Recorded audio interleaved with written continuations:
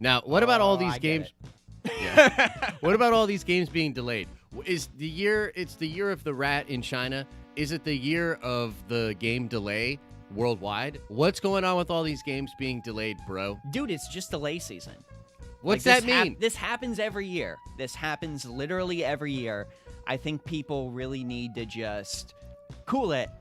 This happens every year, everybody. I know you might not remember what happens last year because, I mean, let's be real. Like, when they do Game of the Year announcements, when do you ever see them talk about, like, a game from January or February? True. Rarely. The fact that Resident Evil 2 won Game of the Year awards last year blew my mind because I'm like, that game came out in February. Nobody remembers this game. Yeah. But it's delay season, people. Like, stuff's going to get delayed. It's not the end of the world. I would say it's honestly better when games get delayed. Really.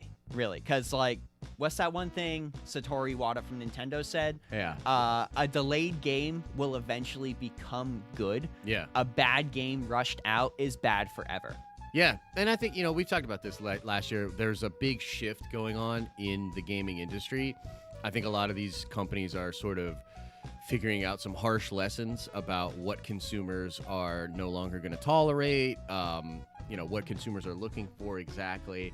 There's been some great sort of smaller studio games, indie games that have really caught the attention of a lot of people. I think even something like Apex Legends was a good example of shifting in the industry, and actually the life cycle of that game, and it's still like a popular game, but that game was a really interesting sort of wave of like, oh, this is how you get a bunch of support from fans, and then here's how you lose it. You know what I mean? Like, yeah, I think we've kind of like burst the Battle Royale bubble. And really? See, I disagree with that actually. Really? I don't think we're even close to doing that. Battle Royale titles are still like absolutely dominant on Twitch, and Escape from Tarkov, which is a brilliant game, has really had sort of a new resurgent with a lot of like these streamers playing it right now. So like the queue times and stuff are up like that. Well, let me like clarify. Let me clarify a clarify. statement. So when I say like bursting the Battle Royale bubble, I don't mean like every Battle Royale is going to start hemorrhaging players. I think we've kind of got our slot of things that people are really going to enjoy, and I think Apex Legends was like the last big one to come out of the Holy Trinity. I would honestly consider the Holy Trinity of Battle Royale right now to be Fortnite, Apex Legends, and Escape from Tarkov. What about PUBG? I really think PUBG is on the downswing, and I think a lot of the support for PUBG is actually less in the US and more in China. Like, PUBG's huge in China. It's got like a different name. It's called like Game of Freedom or something like that, and it's mainly mobile. But I think PUBG's main audience has shifted more to China than the US, which might actually be better for PUBG. But I mean, if we're talking like us who live in the US of A, it's those three. Okay. Well, we'll see. I think that the Battle Royale genre will still continue. I think there's a lot of room to grow in that. I also think that big games, like I'm really interested to see what they do with Halo Infinite. I'm interested to see if they put a Battle Royale mode into Halo Infinite, because I think Call of Duty, even though people are still playing that and playing it quite a bit, I think that people played through that, burned through it, and that type of competitive multiplayer, I just don't really think is that big of a draw to people anymore. I'd agree. I'd agree. Remember, like, when Overwatch came out, was a cultural phenomenon for like literally 2 months, and then you've just never heard anything about it again. Yeah. Like, I haven't touched Overwatch since launch. Yeah, and they've even like sort of redone the game, right? Isn't Overwatch 2 They've released like so many characters, and Overwatch 2, you won't have to buy Overwatch 2 to play with people still playing the multiplayer in Overwatch 2. You would just straight up buy Overwatch 2 for story, and that's it, because they're doing a story mode. Okay, yeah, that makes sense. All right, well, anything else you want to talk about with the games? What else is going on in games? I saw someone mention the Avengers game, but we don't really have an update on that. Somebody was asking if it was an MMO. No, it's not an MMO. Mostly like, it's kind of like Destiny-ish. That's what they're saying. It's but like straight up. To be fair, they have not clarified that at all. And even though there have been some articles out there talking about it, how it would work and the functionality of it, they have been super reluctant to talk about what that actually looks like. Like, what's it actually going to look like? Dude, I'm worried about that game just because it literally comes out this year, and we know nothing about it at all. Looks but pretty.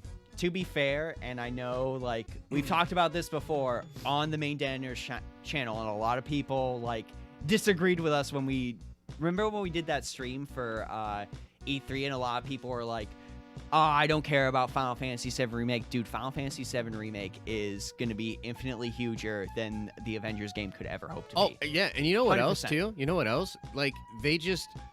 Like, I really don't understand their entire development cycle, because they've clearly promoted the game during this big reign of Avengers in the theater. And Avengers is obviously, like, one of the most popular things on the planet.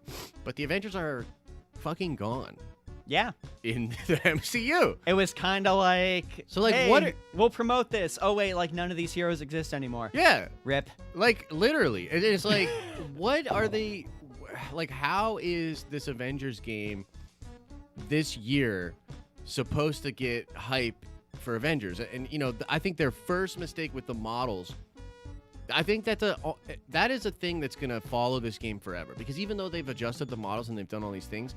It's a photorealistic game that's based on the Avengers that was clearly willing to get some of that Avengers goodwill and some of that Avengers hype, but unwilling or unable to actually have the characters look like the Avengers from the movie. Peter Parker in the Spider-Man game looked better than any of those models in the Avengers game, and that's coming out later. Yeah, it's wild. So, I've said a lot about this Avengers game. When I talked to the developers and talked to different people at New York Comic Con, I was super disappointed. I was basically like, not really feeling this game anymore. Probably not going to cover it super positively.